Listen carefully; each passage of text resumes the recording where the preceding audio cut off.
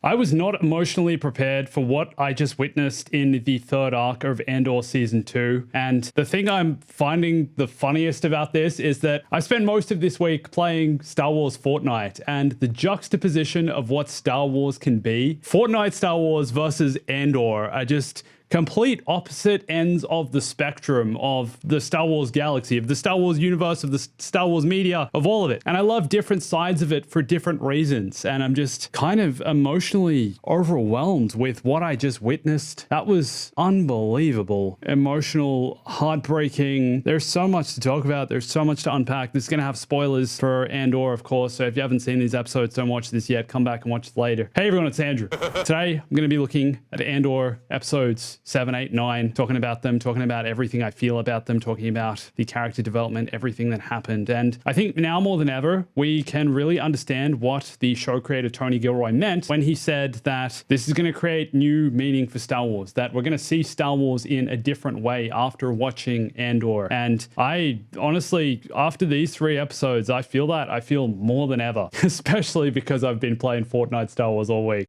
I feel like in just these 3 episodes, we're getting what this season has been building to, the culmination of events. And if at times anyone said that this season was moving slowly, well, I feel like watching these 3 episodes will certainly get your heart pounding. I am in awe of the character development and where they've taken some of these characters. And I want to start today's video by talking about Syril and Dedra and their relationship and kind of how this evolved. We're seeing the events in BBY2, so this is another year later after the previous 2 episodes, and Syril and Dedra's relationship is arguably more complex and more tense than ever. Syril is catching on to the fact that Dedra has potentially been lying to him all this time, lying to him about her actual mission on Gorman, which means she's been keeping a huge secret in their relationship. And we see the power shift in their relationship here in the first scene they have together. Pretty much up until this point, Dedra has been the boss in their relationship. She's been the one calling the shots. That is until this moment here, where she grabs Syril and passionately, almost aggressively kisses him. And it's at this moment we're seeing her feeling guilty. We're seeing her hoping that things are going to change for them, that they're going to be able to get out of this situation, and that she's going to be able to get away with having lied to Syril for years now about what they're actually doing on Gorman, her secret mission to create an insurgency, basically. But Syril is having some severe doubts. And then as events progress, we also see Syril feeling some sense of guilt over his involvement in whatever has been happening behind the scenes with the Empire here. His interactions with the Gormans, especially the father, the fact they're calling him out for having lied to them, having gone behind their backs, having been working for the ISB all along, is a perfect example of where Syril's worldview is starting to come crashing down. Everything he's worked for, everything he believed in, justice, the law, order, chain of command, authority, all of that in these 2 episodes completely falls apart. We see Syril's disillusionment with the Empire, with what they've been actually working on here on Gorman, their reason for occupation on Gorman. Even him being placed in the waiting room with the KX droids before he's allowed to go and see Dedra. It absolutely shows he's not in control here. He's not calling the shots. He has no say in what's going on, and everything he's worked for is being thrown in his face. He was just a cog in the machine. And this all builds up to the final scene he has with Dedra, where he basically forces his way into their office, confronts her, and then absolutely loses it. How long have you known about all this? How long? We can discuss this later. It's too late already. Please. It's so good, it gives me shivers, man. The funny thing is that after he shouts, you can see actual fear and shock on Denise Go's face, who plays Dedra. This is a real reaction. She's actually scared. And man, it shook me too. This whole scene gave me goosebumps, gave me shivers. He basically assaults her because he's reached his end. It's so complex, confusing. He realizes she's been manipulating him for multiple years now, lying to his face about why they're there. And then the end just killed me. I think I shouted in real life. Good luck, Dedra. Such a powerful, conflicting moment, and their last together. The funny thing is that as the genocide builds, as the riot gets out of hand, Syril is inevitably the one who saves Dedra, Andor having lined up the shot to take her out. His mission here resulting in them having quite the scuffle. I really enjoyed this fight scene. It was gritty. It was everything I thought it would be. I didn't even think these two characters would meet, especially considering Syril was the one who'd been hunting Andor for such a long time up till now. He was basically obsessed with Andor, as was Dedra, the both of them going after him, going after their operation, Axis. And then I guess inevitably the Gormans got some little bit of redemption and revenge by killing Syril for having betrayed them, but it's so muddy, it's so confusing. I have so many emotions about this, and it's really not black and white. I did expect Syril to die in this episode, and he would be caught up in the crossfire of whatever went down on Gorman, as we've seen here, but I didn't expect him to go out in the way he did. R.I.P. Syril. Who are you? But interesting that even though Dedra is somewhat of a psychopath, she too is conflicted and distraught after what happens here. And she's not solely upset about losing Syril. It's the decisions she had to make, the execution order on the people of Gorman, the real reason for her mission here. It makes her sick. She hates the fact that she too is just a cog in the machine. She's lost all authority. She's lost the ability to give orders and is basically just being told what to do at this stage. And I really appreciated them showing the scene of her too breaking down after all of this went down, after the massacre. The fact they're showing she does have a conscience, that this is going to be on her conscience, that this likely wasn't the reason she has been rising through the ranks and is doing what she's doing for the Empire. And she represents the broader conflict of the Empire, that overall what they're doing is incredibly evil. However, the people that might be part of the Empire might not necessarily agree with everything that is going down. They're not necessarily indoctrinated in that way. They're not thinking that way. They still have a heart, they still have some sense of humanity, and are in it for their own reasons, but at times are basically forced to compromise and do things that are unimaginable. Also, I found it really quite heartbreaking seeing Syril's mum at the end of the episode just broken by the news and what's coming out of Gorman. Man, some of the acting in this episode is wild. Just so many scenes and moments of individual actors performing. The way the music swells up as the massacre is ending, and then it cuts to a close-up shot of Cassian's face as he's driving away, and you can see the tear in his eyes. This broke me. This was it for me. It was all over. I also just want to say I really respect the way they've built this up over this season, built up the Gorman narrative, built up what the city is about, showed us the people, showed that they're down-to-earth, hardworking, culturally rich, and even reinforced that by creating their own Star Wars language, creating the city, making it look like a real place. All of this is to convince us that these are real people that we can connect with and feel empathetic with. That down-to-earthness is what makes this such, I think, a powerful show, and what makes this climax a powerful moment. The fact we are now connected with a lot of these characters, even on a small level with some of the more minor characters, and we're seeing what's become of it. We're seeing their culture, their community being destroyed. The way they're chanting, singing their national anthem, standing up for their culture and what they believe in, and all of this is fictional. That's what's crazy about it. I know it's based on real world things, but the fact the Andor creators went to the effort of giving them their own language, giving them their own way of dressing, their own traditions, all of these things. It's so densely culturally rich, and it makes it so much more tragic, and I love it for that.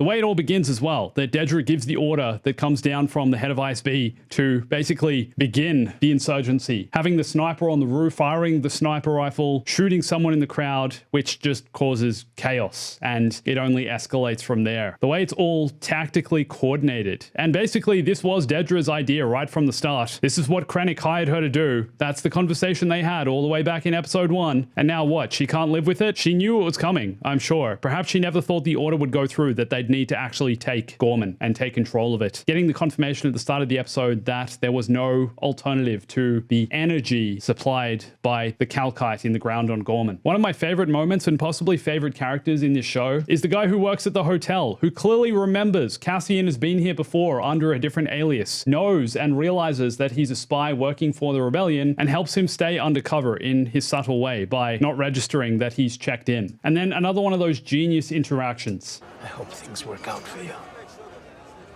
Rebellions are built on hope. What a moment, what a callback to Rogue One. Jyn Erso says this to the Room of Rebels on Yavin 4. Rebellions are built on hope. I really loved the way these 2 episodes in particular built the tension up to the genocide, up to the massacre, with the chanting, with the chaos, with even the camera work, feeling like the camera is staying close to the characters in amongst the crowd. Like things are about to get messy, things are about to get unruly. And the Gore people peacefully protesting, not even potentially thinking that things could get so ugly. The moment the stormtroopers walked in, man, I don't think stormtroopers have ever been scarier than this moment. I know we're at a point nowadays in Star Wars where stormtroopers are all clumsy and can't hit any of their shots and aren't really taken too seriously, but scenes like this give them a whole new meaning because they're basically the Empire's army. They're not security anymore. They are the real deal. And I love that Andor is reminding us of what stormtroopers actually are, what they're for, and is reverting from their clumsiness. Now, interesting that we're seeing Yavin in, I guess it's early days, and the Yavin rebel base. I thought we'd see more of the early stages of them setting this all up, but I guess technically they're not ready, as is referenced in Bail Organa and Mon Mothma's conversation. And also cool to see the return of Alistair Petrie as General Draven, who's basically in charge of things here on Yavin. We saw him first in Rogue One, and cool to see another character making a return. Now, Bix and Cassian's relationship is something we also need to discuss, and it's interesting how both are so incredibly protective over the other. Cassian doesn't want to share information really much with anyone else. He wants to keep things personal between them, which is part of why he's so hesitant to speak to the Force healer. Now, so interesting that we're seeing a Force healer in Andor. This is something I didn't think we'd really see. I didn't think we'd see any of the kind of mysticism of Star Wars and the Force and that whole magical side of it, I guess, in Andor. But they're going here, which is connecting it to the rest of the galaxy, the rest of the Star Wars universe, I guess. And this scene was so fascinating. Now, we don't really know who this Force healer is. Was she a Jedi once? Or is she just sensitive in the ways of the Force? Naturally, perhaps. Has she honed this skill? We don't really know. But what she does do is sense Andor's presence here. She senses Cassian. She senses that he has a higher purpose and a larger meaning. And I'm pretty sure that the vision she has is of the end of Rogue One, witnessing what Cassian does, knowing that he is made for this and that he has a greater purpose beyond all of this. And this in particular seems to be part of what influences Bix to leave at the end, which was so tragic, so heartbreaking, something I was not expecting either. And you just knew something was wrong as soon as Cassian got home. I personally thought it'd be much worse. I thought, I don't know, Bix was going to do something, leave, or I don't know, something worse than what happened. I thought death would be involved, I guess. But she knows that Cassian is made for a higher purpose and that if she's around him, he won't want to be part of the rebellion anymore. As he continuously says throughout these 3 episodes that he's done, he's had enough of this. He wants to move on with his life. He wants to live a quiet life with Bix somewhere in the far reaches of the galaxy where they can't be found and just live out the rest of their days away from it all. And I guess, yes, it's extremely dramatic, but Bix realizes that the only thing she can do, knowing that Andor is made for so much more, is leave. Is this the last time they're ever going to see each other? I feel like that's a huge possibility at this point. This is reinforced by the conversation she had with Vel in episode 7, where she's saying Cassian's the leader now. He can't just be getting up and leaving and doing all these random tasks for Luthen potentially, but also poetic how as soon as Cassian loses one friend, he gains another. As soon as Bix leaves, K2SO arrives. And I'm assuming the next 3 episodes, we're going to see their relationship a bit more evolved. He'll be hanging out with K2, and the 2 of them will be best buddies just like they were in Rogue One. Now, I've come this far without even really talking about Mon Mothma at all, so that's what we're doing now. I think we all knew this moment was coming where she speaks out against the Empire, speaks out against what happened on Gorman, against Emperor Palpatine. And the way they built this up, I feel like I didn't have the emotional capacity to deal with this after having witnessed what happened on Gorman. Like, I can't believe the first 2 episodes of this arc were all only about Gorman. We see the massacre, we see that, and then I'm like, oh my gosh, there's still another hour-long episode where we're going to witness what happens with Mon Mothma and her leaving the Senate and her basically speaking out against the Empire and having to disappear and how she's going to go about all this. I loved the plotting, the deception, the spy thriller style of episode this was. I loved that Mon Mothma could essentially trust no one, that she was risking everything, that she was risking Luthen's operation, and everything all these characters had basically worked for up until this point was on the line in this episode, in these moments. By her going public and standing up for democracy,